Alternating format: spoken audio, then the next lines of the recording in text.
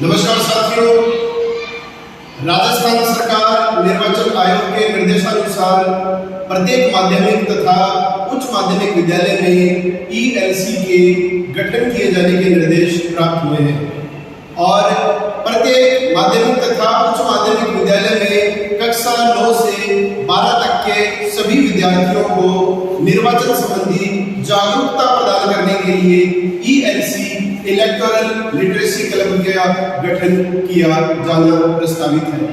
इसी ईएलसी से संबंधित संपूर्ण जानकारी मैं हिंदी तथा अंग्रेजी दोनों माध्यमों में आपके बीच प्रस्तुत करूंगा। यदि वीडियो आपको अच्छा लगे तो अधिक से अधिक वीडियो को लाइक करें, अधिक से अधिक साथियों में वीडियो को शेयर करें और यदि चैनल पर नए हैं तो चैनल को सब्सक्राइब कर लें, बेल आइकन को दबा दें ताकि मेरे द्वारा प्रदर्शित आगामी वीडियोस के नोटिफिकेशन सबसे पहले आपको प्राप्त हो सके। तो शुरू करते हैं आज की वीडियो ईएलसी। देखिए, ईएलसी का फुल फॉर्म जो होता है अंग्रेजी में, ई का मतलब होता है इलेक्टोरल, एल का मतलब होता है लिटरेसी और सी का मतलब होता है कलर। तो हिंदी में इसको बोलेंगे चुनावी साक्षरता क्लब या आप बोल सकते हैं निर्वाचन साक्षरता क्लब। अब देखिए, सबसे पहली बात है कि ईएलसी क्या होता है, इसके बारे में अपन बात करते हैं। तो देखिए, व्हाट इज ईएलसी, पहले अंग्रेजी में बात करते हैं अपन। An electoral literacy club is a platform to engage student through interesting activities and hands on experience to sensitize them on their electoral rights and familiarize them with the electoral process of registration and voting. ELCs are also present in colleges and social communities. इसका मतलब यह है कि चुनावी साक्षरता जो club है वो दिलचस्प गतिविधियों और व्यवहारिक अनुभव के माध्यम से स्कूली छात्रों को उनके चुनावी अधिकारों के प्रति संवेदनशील बनाने और उन्हें पंजीकरण व मतदान की चुनावी प्रक्रिया से परिचित कराने का एक मंच है, प्लेटफॉर्म है। ईएलसी जो है वो कॉलेजों तथा ग्रामीण समुदायों में भी मौजूद है। तो बच्चों को इस ईएलसी प्लेटफॉर्म के माध्यम से अधिक निर्वाचन संबंधी जागरूकता प्रदान करने के लिए अलग अलग प्रकार की गतिविधियां करवाना, दिलचस्प गतिविधियां करवाना, ताकि वो एक मजबूत लोकतंत्र का आधार बन सके, इसको कहा जाता है ईएलसी। इसके आगे आपको चलते हैं। दूसरा जो पॉइंट आता है वो है टैगलाइंस ऑफ ईएलसी, मतलब स्लोगन क्या है ईएलसी का, इलेक्टोरल लिटरेसी क्लब का। तो देखिए साथियों, 3 स्लोगन है इसमें। सबसे पहला जो स्लोगन है वो है no voter to be left behind. इसका मतलब है कोई भी मतदाता पीछे ना छूटे। दूसरा है एवरी वोट काउंट्स, प्रत्येक वोट का अपना महत्व है, प्रत्येक वोट अपनी एक विशिष्ट गणना रखता है। तीसरा है who will build the country, my vote my vote, who will change the country, my vote my vote. इसका तात्पर्य है कौन गढ़ेगा देश को, मेरा वोट मेरा वोट, कौन बदलेगा देश को, मेरा वोट मेरा वोट। ये जो है ये टैगलाइंस है जो आपको ध्यान में रखनी है ईएलसी की। इसके बाद में अपन बात करेंगे, तीसरा पॉइंट है ऑब्जेक्टिव्स ऑफ ईएलसी। ईएलसी के ऑब्जेक्टिव्स के बारे में अपन बात करेंगे कि ईएलसी के क्या-क्या उद्देश्य हैं, किन उद्देश्यों से माध्यमिक और उच्च माध्यमिक विद्यालयों में ईएलसी का गठन किया गया है। सबसे पहला इसका ऑब्जेक्टिव है टू प्रमोट इलेक्टोरल लिटरेसी, चुनाव संबंधी सामान्य बातें, साक्षरता सभी बच्चों तक पहुंचाना ईएलसी का सबसे प्रमुख उद्देश्य है। चुनाव संबंधी सामान्य बातें, साक्षरता सभी बच्चों तक पहुंचे, यह है सबसे प्रमुख ऑब्जेक्टिव उद्देश्य ईएलसी का। दूसरा ऑब्जेक्टिव है to educate about voter registration, मतदाता का पंजीयन वोटर लिस्ट में कैसे होगा, कैसे वोटर लिस्ट में उसका नाम जुड़ेगा, इसके बारे में समस्त जानकारियां जो है वो ईएलसी के माध्यम से प्रदान की जाएगी। तीसरा ऑब्जेक्टिव है to educate about poll and electoral process, EVM and VVPAT, चुनाव के दौरान काम में आने वाली विभिन्न मशीनों जैसे ईवीएम और वीवीपैट की जानकारी विद्यार्थियों को देना, ये इसका तीसरा ऑब्जेक्टिव है। अब हम ईवीएम और वीवीपैट के बारे में विस्तार से जानकारी हासिल करेंगे। देखिए, सबसे पहले जो है वो हम बात करेंगे ईवीएम के बारे में। तो ईवीएम का जो फुल फॉर्म है वो होता है electric voting machine. Electronic voting machine के बारे में हम बात करेंगे। इलेक्ट्रॉनिक वोटिंग मशीन, जिसको शॉर्ट में ईवीएम कहा जाता है, is voting under electronic means to either add और take care of the chores of casting and counting votes. इसका तात्पर्य हिंदी में है इलेक्ट्रॉनिक वोटिंग मशीन, जिसे ईवीएम भी कहा जाता है, वोट डालने तथा गिनती के काम में सहायता करने या उसकी देखभाल करने के लिए इलेक्ट्रॉनिक माध्यमों का उपयोग करके मतदान कर रही है। अब देखिए, विशेष बात जो आपको ध्यान में रखनी है वो क्या रखनी है, ईवीएम नोटा सहित अधिकतम 64 उम्मीदवारों के लिए आवेदन कर सकती है। मतलब 64 उम्मीदवार जो है वो ईवीएम के माध्यम से अपनी उम्मीदवारी दर्ज कर सकते हैं। एक बैलेटिंग यूनिट में 16 उम्मीदवारों के लिए प्रावधान है। एक जो बैलेट यूनिट होती है उसमें कितने उम्मीदवारों का प्रावधान है? 16 उम्मीदवारों का प्रावधान है। इसके अलावा यदि उम्मीदवारों की कुल संख्या 16 से अधिक होती है तो ऐसी स्थिति में दूसरी बैलेटिंग यूनिट को पहली बैलेटिंग यूनिट के समानांतर जो है वो जोड़ा जाता है। अगर 16 से अधिक कैंडिडेट अगर उम्मीदवारी करते हैं तो क्या होगा, जो दूसरी बैलेटिंग यूनिट होगी उसको समानांतर जो है वो पहली बैलेटिंग यूनिट से जोड़ा जाएगा। अब थोड़ी सी सामान्य जानकारी की बात कर लेते हैं कि भारत में ईवीएम का निर्माण जो है वो किसके द्वारा किया जा रहा है। तो इलेक्ट्रॉनिक वोटिंग मशीन का निर्माण दो सार्वजनिक क्षेत्र के उपक्रमों के द्वारा किया जा रहा है। एक तो किया जा रहा है भारत इलेक्ट्रॉनिक्स लिमिटेड बेंगलुरु और दूसरा है electronic corporation of India limited Hyderabad. EVM को दो यूनिटों में तैयार किया जाता है, एक कंट्रोल यूनिट है और एक होता है बैलेट यूनिट। इन यूनिटों को केबल से एक दूसरे से जोड़ा जाता है। अब देखिए, ईवीएम की जो कंट्रोल यूनिट होती है पीठासीन अधिकारी या मतदान अधिकारी के पास रखी जाती है। आपने देखा होगा जो इलेक्शन प्रोसेस होता है उसके अंदर जो ईवीएम की जो कंट्रोल यूनिट होती है वो पीठासीन अधिकारी या जिसको मतदान अधिकारी बोला जाता है उसके पास रखी जाती है और बैलेटिंग यूनिट को मतदाताओं द्वारा मत डालने के लिए वोटिंग कंपार्टमेंट के भीतर रखा जाता है। तो ये बात थी ईवीएम की। अब अपन बात करेंगे वीवीपैट की। सबसे पहले तो देखिए इसका फुल फॉर्म अपन पता कर लेते हैं। इसका फुल फॉर्म होता है वोटर वेरिफिकेशन या voter verifiable paper audit trial.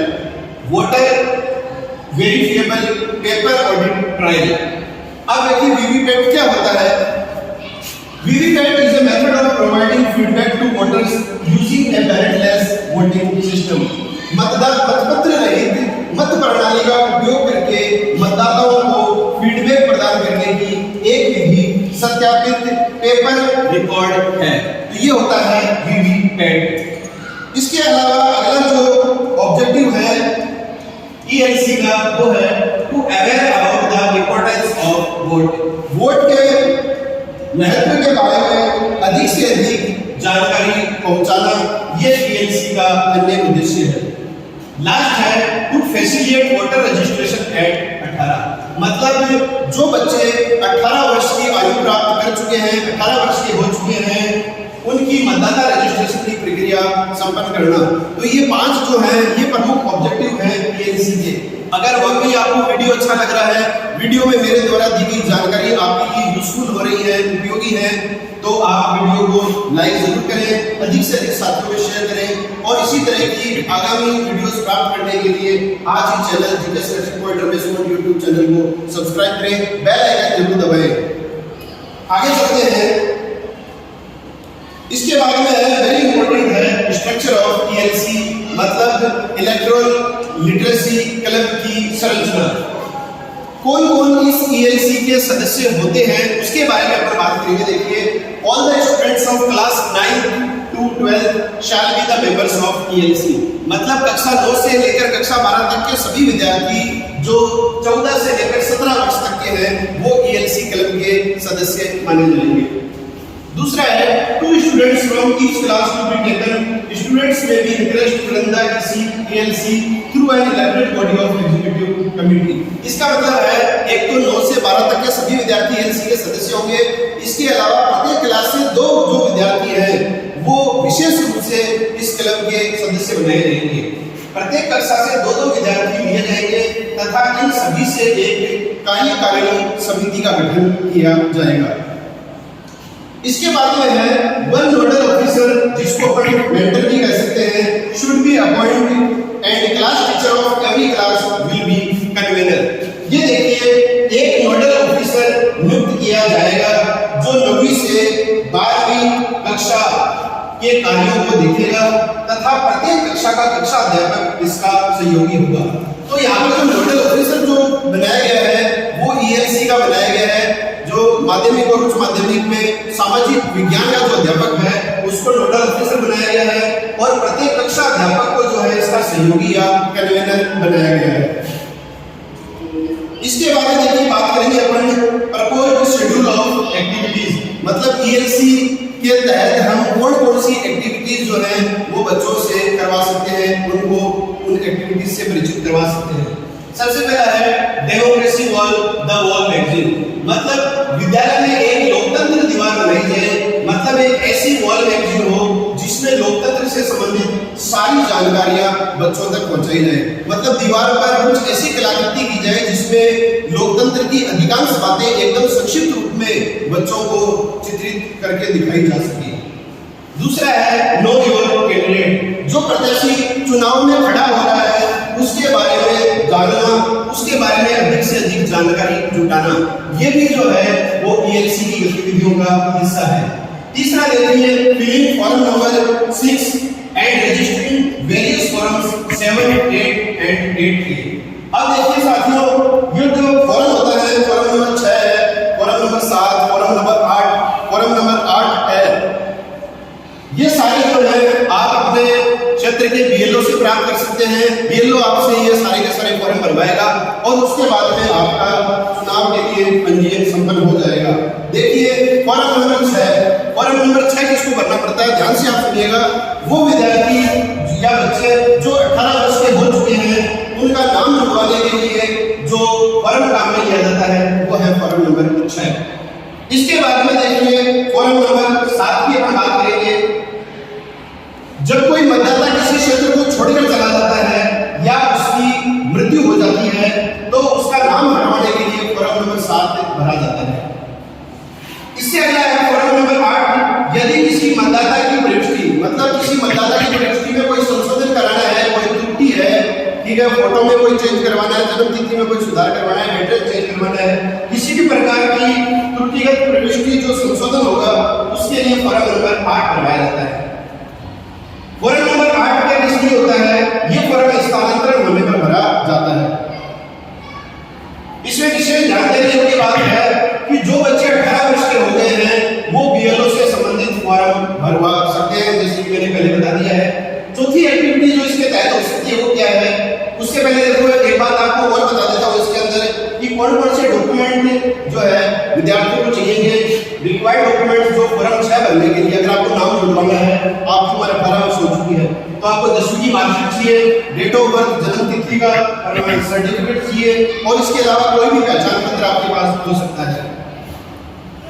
अब देखिए इसके अलावा है ऐसे राइटिंग कंपटीशन, निबंध लेखन प्रतियोगिता ELC के माध्यम से संपन्न हो सकती है। आप ELC के माध्यम से लोकतंत्र से संबंधित, निर्वाचन से संबंधित आप कई प्रकार के निबंध जो है वो बच्चों से तैयार करवा सकते हैं।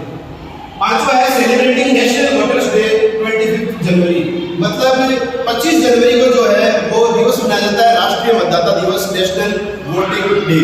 और 2011 से ये दिवस क्यों मनाया जा रहा है, क्योंकि एक बात आपको जानकारी देना बता दूं कि 25 जनवरी 1950 को नेशनल इलेक्शन कमीशन का गठन किया गया था। इसी वजह से इस दिन निर्वाचन आयोग का गठन किया गया था। इसी वजह से हर वर्ष 25 जनवरी को नेशनल वोटर्स डे, राष्ट्रीय मतदाता दिवस मनाया जाता है। वापस देख लेते हैं, इस 2011 से दिवस मनाया जा रहा है। इसी दिन को इलेक्शन कमीशन ऑफ इंडिया की स्थापना की गई थी। इसी दिन अलग अलग गतिविधियों को संपन्न किया जा सकता है। तो ये सारी जानकारियां आपके बीच प्रस्तुत की गई हैं, जिसके अंतर्गत अपन ने ELC के बारे में जाना कि ELC क्या है, Who should be the members of ELC, कौन-कौन ELC के मेंबर हो सकते हैं, ऑब्जेक्टिव्स उद्देश्य हमने जाने ELC के, और कौन-कौन सी एक्टिविटीज जो हैं हम ELC के माध्यम से बच्चों से करवा सकते हैं। तो ये सारी जानकारियां जो है आपके बीच मैंने इस संक्षिप्त वीडियो में प्रस्तुत कर दी है, हिंदी और अंग्रेजी दोनों माध्यमों में, क्योंकि कईयों की शिकायत होती है कि हिंदी में वीडियो आता है तो उनका इंग्लिश में थोड़ी दिक्कत होती है, तो दोनों ही माध्यमों में मैंने ये वीडियो आपके बीच में प्रस्तुत कर दिया है। और वीडियो देखने के लिए आपका बहुत बहुत धन्यवाद। जय हिंद, जय भारत, जय लोकतंत्र। वीडियो को लाइक अवश्य करना, अधिक से अधिक साथियों में वीडियो को शेयर करना, और चैनल पर नए हैं तो चैनल को सब्सक्राइब जरूर करना। GK selection point Ramesh gold YouTube channel आपके हार्दिक आभार और उज्जवल भविष्य की कामना करता है। पुनः जय हिंद।